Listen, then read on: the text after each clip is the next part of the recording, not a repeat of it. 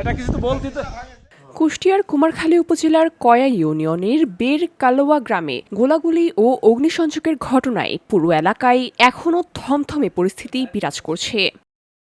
বসুন্ধরা, উত্তরা, বনশ্রী, কুড়িল ও বাড্ডা সহ রাজধানীর বিভিন্ন স্থানে অভিজাত ও অত্যাধুনিক মানের ফ্ল্যাট কেনার এক নির্ভরযোগ্য প্রতিষ্ঠান প্লেজেন্ট প্রপার্টিজ লিমিটেড।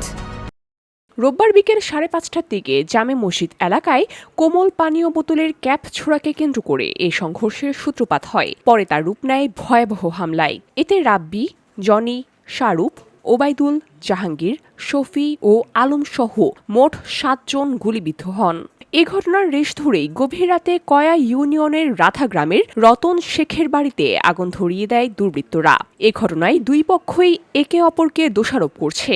এ বিষয়ে কুমারখালী থানার ওসি জামাল উদ্দিন জানান, তুচ্ছ ঘটনাকে কেন্দ্র করে পূর্ব শত্রুতার জেরেই এ হামলার ঘটনা ঘটানো হয়েছে। পরিস্থিতি নিয়ন্ত্রণে এলাকায় অতিরিক্ত পুলিশ মোতায়েন করা হয়েছে।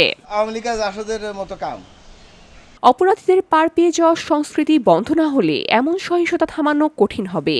জাইলিপাড়ায় যাই ইয়ারুল, সোহেল, তারপর আপনার নাসির, মনিরুল, এদের ডাইকি নিয়ে আসি গুলাগুলি করতে আপনার আমাদের ছেলেপেলের কাছে গুলাগুলি করে।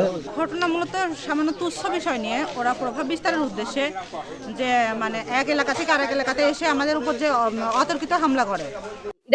পরিকল্পনা করে লোকজন নিয়ে অ্যাটাক করবে আমার আলম মেম্বারের বাড়ি।